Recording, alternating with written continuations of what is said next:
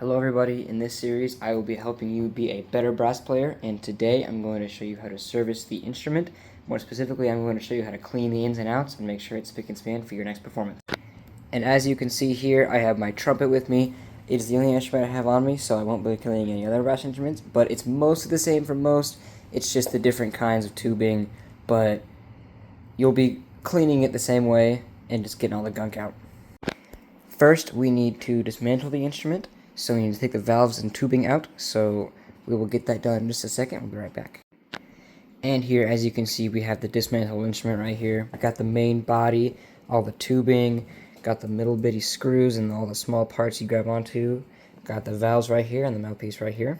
And we're going to start by cleaning the mouthpiece. It's the easiest to clean, and it will be the fastest. So with the mouthpiece, you generally want just a low setting on the sink. Just kind of rinse it out. And then, this part's kind of optional, but I highly suggest it. Take a wire brush, put a little bit of Dawn soap on there. Dawn dish soap works perfectly fine. It doesn't harm the instrument in any way. You just kind of rub it all in there. Make sure you get it all the way inside, get all that nasty gunk out, because the mouthpiece is one of the dirtiest spots in the horn. Just kind of get it in there. And you can see already that my mouthpiece is quite dirty. You can see that gunk all on that wire brush. Kind of rinse it off, go in there again, and you can go ahead and rinse off your mouthpiece. And if you want, you can clean this outside bit right here. It's not a requirement, but I'd like to do it kind of with my fingers in the warm water. Kind of gets most of that out. See, look at how clean that is, how clean the inside is.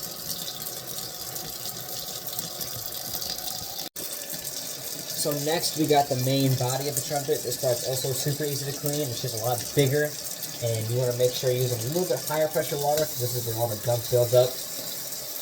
And you just want to rinse it off first, kind of get all that nasty stuff through there. Run the water through it a little bit, run through the caps of the valves and through the bell. Just want to make sure you get all that nasty stuff out of there so you're not getting sick or it's not making you sound bad. And after you get it with a quick wash on the outside, you can take your wire brush from before, put a little bit of soap on there again.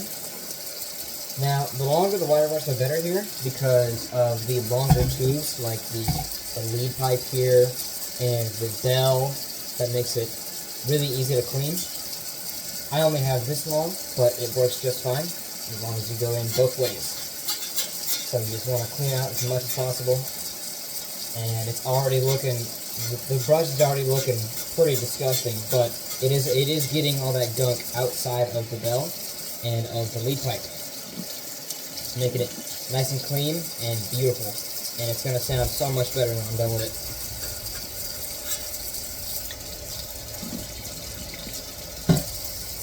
And then you want to make sure you get all the pipes as well as the lead pipe. So you want to make sure you get everything out, everything all nice and clean.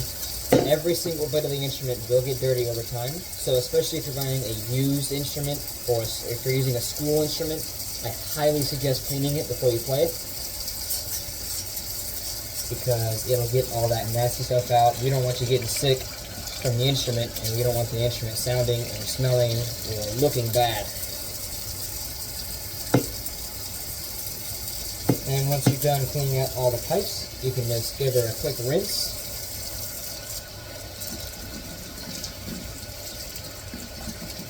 And you can put her back on the towel to air dry, or you can dry it with a towel if you'd like. Either way works.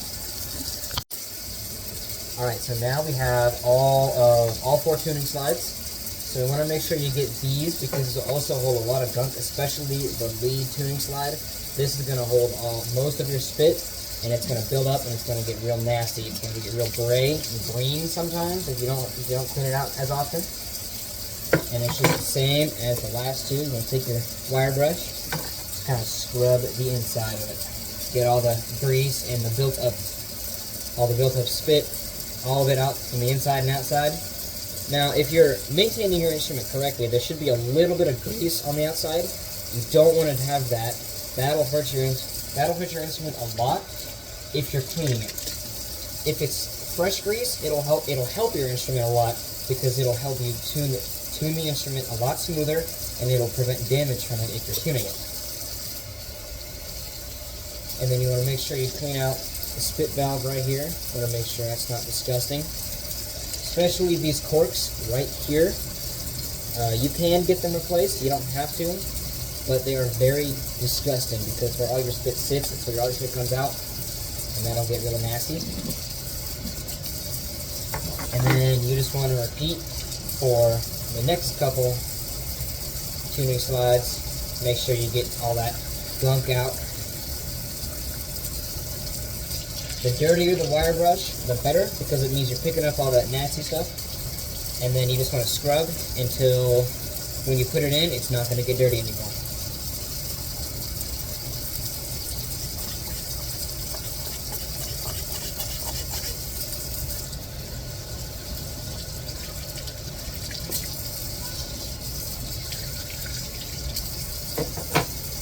And this is the small one. This doesn't take much. You just got to scrub it through just a little bit. And under some water, and it is good as new.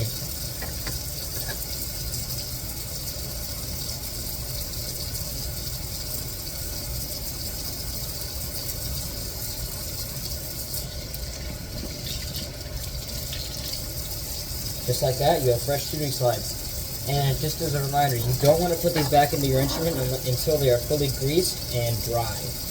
You want to make sure you do that so you don't damage the instrument and so you don't get anything stuck, because that's going to ruin your day.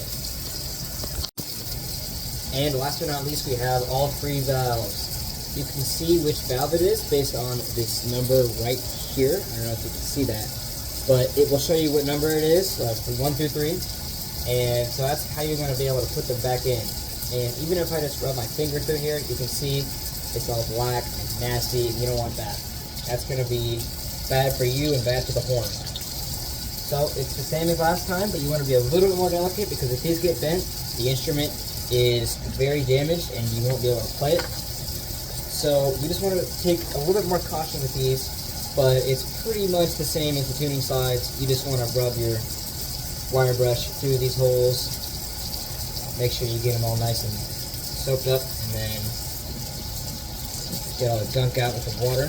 I like to go through these two or three times, but it's not really required. You just gotta make sure you get all that gunk out.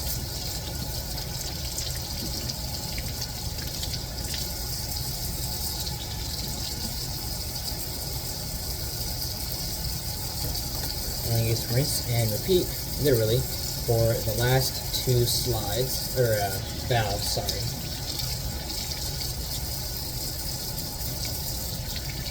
So make sure you get all that excess dried up oil on there off of it, because that's gonna stick. That's gonna stick, and it's gonna be really disgusting. It's gonna be real nasty.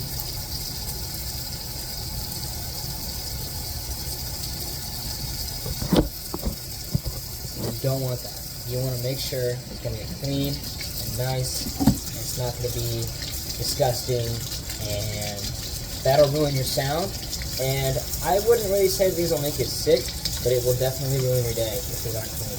And then it's an option, but polishing these off with a little bit of soap is never a bad idea. Make sure the thing looks nice and shiny. Put a little bit more soap on here.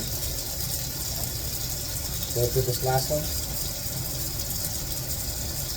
And like I said, you want to make sure you're being very careful with these, because they will get damaged very easily. And if they're bent, the horn is damaged, and you might have to take it in and give it to your teacher to get it repaired. Just cut that bit off right there. And just like that, you have a fresh pair of the valves, clean as new.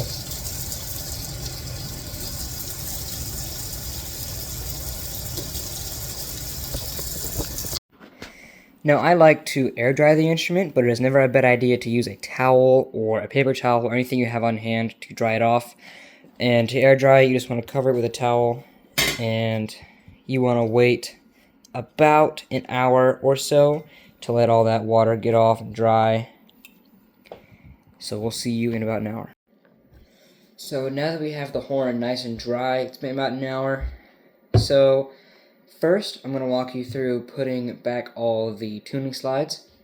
So first, we've got the middle valve tuning slide, pretty simple. This one doesn't really need very much grease. Just kind of put it right in there. A little bit of elbow grease, just kind of knock it in. Perfect. Now, for the other two, it is recommended that you use grease. I don't currently have any grease, so I'm going to wait till I get back to the school to do that. So what I'm going to do is I'm just going to carefully slide it on. Make sure you don't damage anything or get it stuck. And now, we get third valve slide.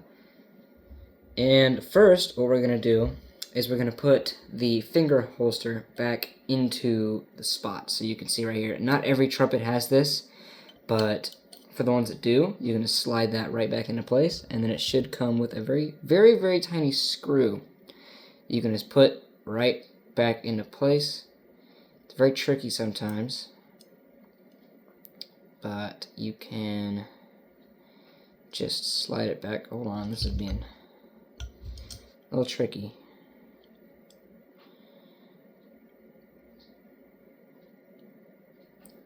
There we go. And you can just go ahead and screw that back into place. And as you can see, this is going nowhere. And then you just slide it right onto there. Like I said, very carefully. You don't want to get it stuck unless you have grease. And then last, you have the main tuning slide, the one that goes at the end of the lead pipe. You just want to very carefully slide that right into place. Some trumpets have one side going in first and the other. Others have both sides going in at the same time. This one, for example, has the top going in first. So you just want to kind of finagle it until it gets right in there. And without grease, this can be pretty difficult, and you want to make sure you don't get it stuck, like I said, because a tuck tuning slide means you can't sound better, and you're stuck sounding like crap. So you just want to be very gentle when you put it in here. And I'm not going to put it all the way in because I don't want to get it stuck, like I said. But as long as it's in there and it's not going to fall out, that's perfectly fine. And then next, you want to make sure you get all the valve caps in. So the valve caps are these little tiny screw-offs that you can, on the bottom of the valves. And you just kind of, it doesn't matter which one they go on, you just kind of screw them on there like that. Make sure they're nice and tight so they won't fall off. If you lose these, they are very hard to find, and you might have to buy a new one because they can affect the sound.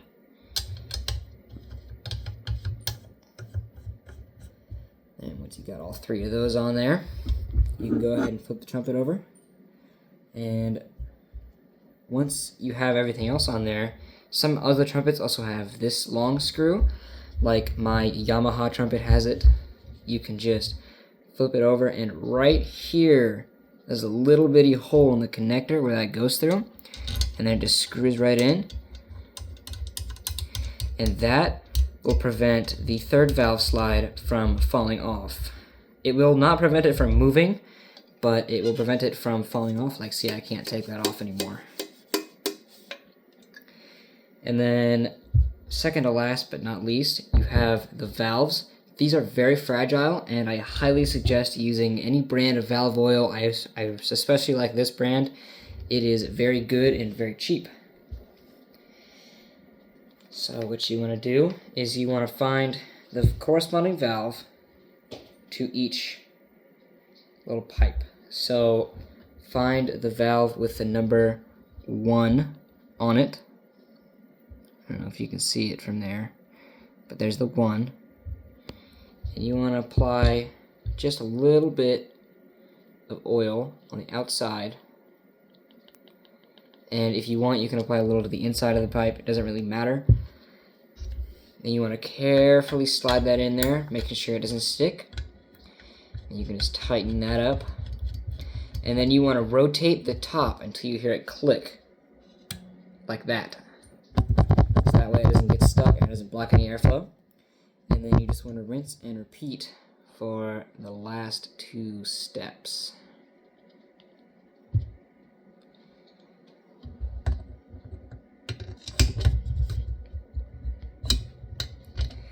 And you want to be sure not to push it in too hard, because if it's stuck on something, and you do not want to damage these. These are the most integral part of the trumpet, and also the most fragile part of the instrument.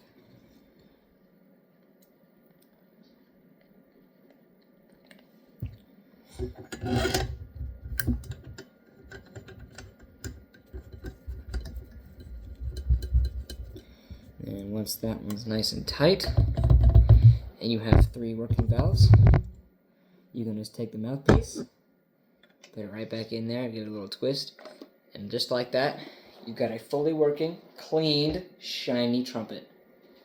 Thank you guys for watching.